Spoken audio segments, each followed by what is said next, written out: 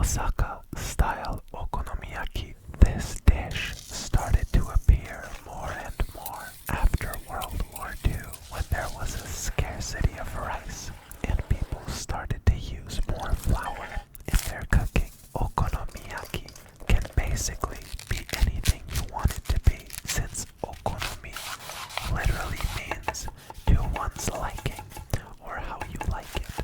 Today we are looking at a version of an Osaka-style okonomiyaki where all of the ingredients are mixed together in a batter, as opposed to the Hiroshima or Kyoto style where most of the ingredients are layered. Now put on some headphones, get comfy, and with that being said, let's get right into it. Alright, so the first thing we are going to be doing for our okonomiyaki batter is adding the flour as well as just a half teaspoon of baking powder to a large bowl. Since the dough, the batter, needs to rest for a bit, we are doing this first. Also adding a pinch of salt and sugar and making sure everything is nice and neatly incorporated using this sauce whisk. We now get out our special ingredient of the day, a Japanese mountain yam or nagaimo, which luckily for me is quite easy to get in the Asian grocery stores that I frequent. We are going to peel these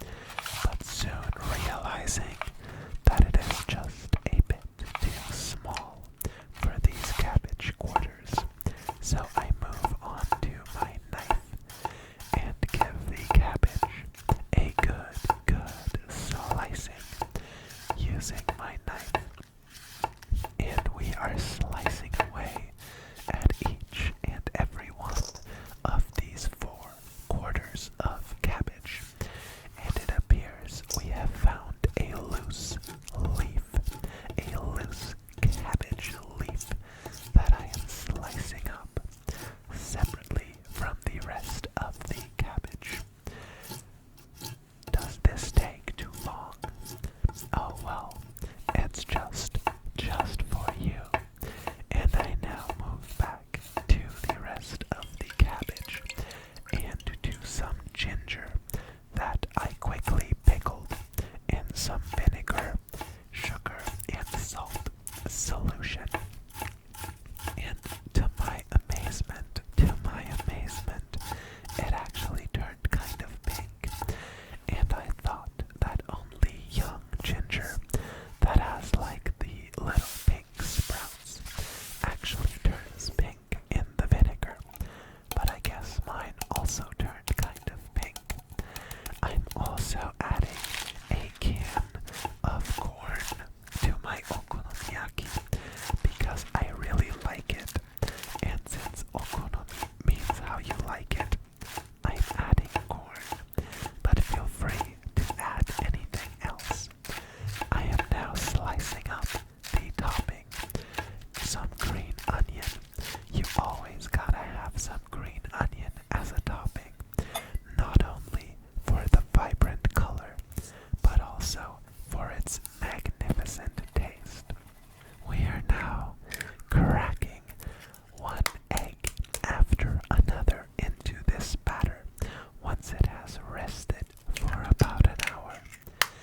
This recipe needs eight eggs, so one by one we slowly crack each and every one of these 8 eggs into our batter. One after another, one egg perishes and one prevails. Now using the sauce whisk again to make sure that all of the eggs are split open in the batter and evenly distributed throughout, giving that a rough mixing, a rough beating with the whisk to make sure everything is nice and evenly incorporated until we finally add the batter to all of our beautiful vegetables, making sure not to waste a drop. And now it's time to get our hands dirty. Although I did use a glove, so maybe I didn't really get my hands all that dirty. I am using my hand to mix all of the batter into the vegetables, also adding some more pinches of salt because that little salt for that much okonomiyaki just seemed wrong, you know. Now mixing all of that in, making sure to get these exquisite sounds by mixing it with my hands as opposed to using like a spoon or spatula, right? Now taking the glove off and we move to the stovetop, adding a mixture of sunflower oil and sesame oil. Now using this spatula to scoop some of our batter into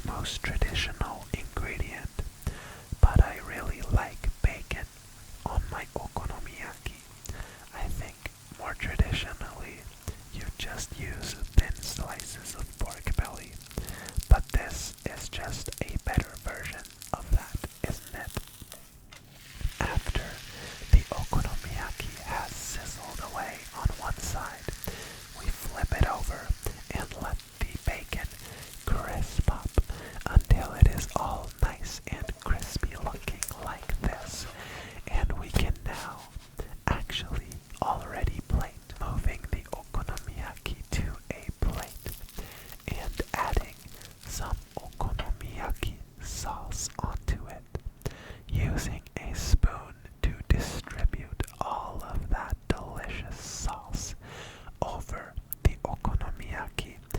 And I then decided, what the hell, I might as well use up the bottle right here.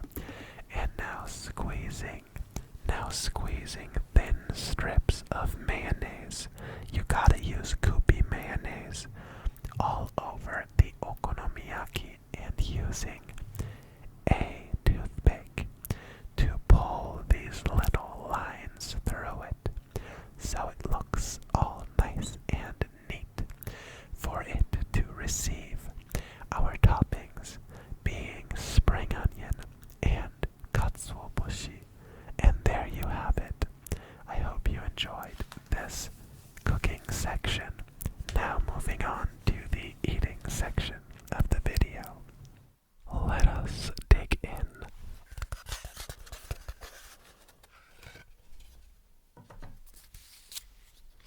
Usually you would get like a metal spatula to chop this up into tinier pieces to eat with your chopsticks, but I decided to leave it whole and just pry it apart using the chopsticks and a spoon.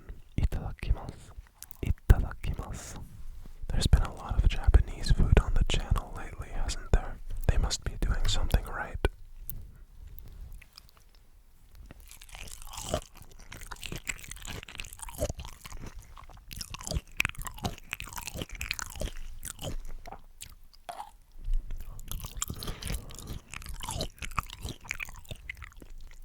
This is so delicious. If you've never had it and have the chance to, I strongly recommend this.